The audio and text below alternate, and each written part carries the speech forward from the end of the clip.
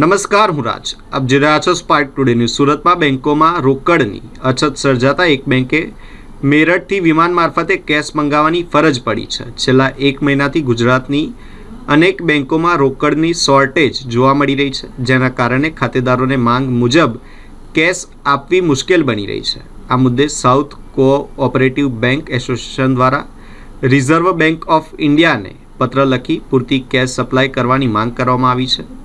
એસોસિએશનના vice president Kanji ભાલાડાએ જણાવ્યું હતું કે રોકડની અછત માટે અનેક કારણો જવાબદાર છે, જેમાં યુદ્ધ જેવી પરિસ્થિતિને કારણે લોકોમાં અનિશ્ચિતતા વધતા લોકો બેંકમાંથી વધુ કેશ ઉપાડી ઘરે રાખી રહ્યા છે. લોકો પાસે કેશ રહેતા બેંકોમાં જે કેશ પાછી આવવી જોઈએ તે આવી નથી રહી. તે ઉપરાંત માર્ચ એન્ડિંગના કારણે નાણાંનો પ્રવાહ બીજા રાજ્યોમાં જતો રહે છે, જેના કારણે કેશની અછત ઊભી થઈ રહી છે. ખાસ કરીને સહકારી બેંકોને વધુ મુશ્કેલી પડી રહી છે, કારણ કે કરન્સી ચેસ્ટ ધરાવતી એસબીઆઈ જેવી બેંકો પાસેથી પૂરતી કેશ મળી નથી રહી. તેમણે આશા વ્યક્ત કરી છે કે માર્ચ એન્ડિંગ પૂર્ણ થતાં આવનારા સમયમાં પરિસ્થિતિ ઝડપથી સામાન્ય બનશે અને બેંકોને પૂરતી કેશ સપ્લાય મળી રહેશે.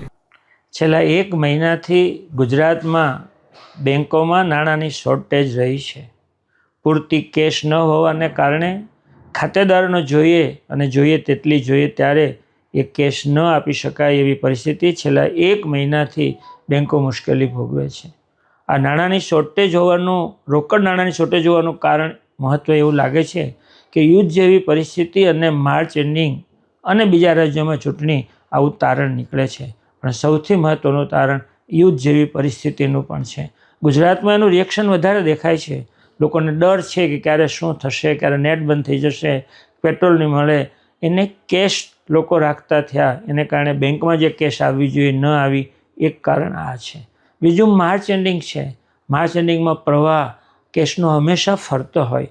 લોકો પેમેન્ટ કરે, પેમેન્ટ બીજા રાજ્યોમાં જાય, ના કારીગરોનો પગાર માટે પૈસા આપડે, કેશ પાછી આરબીઆઈ થ્રુ અહીંયા સુરત કે ગુજરાતમાં આવે. સહકારી બેંકોને સૌથી વધુ મુશ્કેલી પડી એનું કારણ એ છે કે એણે કરન્સી શેર્સ જે બેંકો ધરાવતી હોય, એસબીઆઈ કે બીજી રાષ્ટ્રીયકૃત બેંકો, ત્યાંથી અમને કેશ મળતી હોય છે. પણ છેલ્લા એક મહિનાથી તમામ બેંકોમાં કેશની શોર્ટેજ હોવાથી મળી નથી શકી. એને કારણે સહકારી બેંક વધુ મુશ્કેલી અનુભવે છે.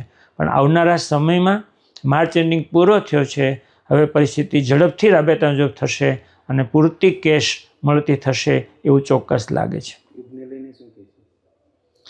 યુદ્ધ માટે તો કદાચ કોઈ ધારણા કરી શકે એમ જ નથી, પણ જે રીતે યુદ્ધના મંડાણ થયા છે, આ ટૂંકા ગાળાનો યુદ્ધ છે જ નહીં.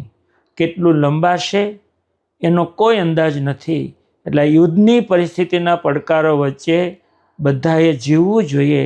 દરેક નાગરિકે તકનો લાભ લઈને બ્લેકમેલિંગથી વધુ પૈસા કમાવા આવું પણ આશા રાખ્યા વગર યુદ્ધમાં બધાએ સહકાર આપવો જોઈએ અને આ પરિસ્થિતિમાં આપણે જીવતા શીખવું પડશે.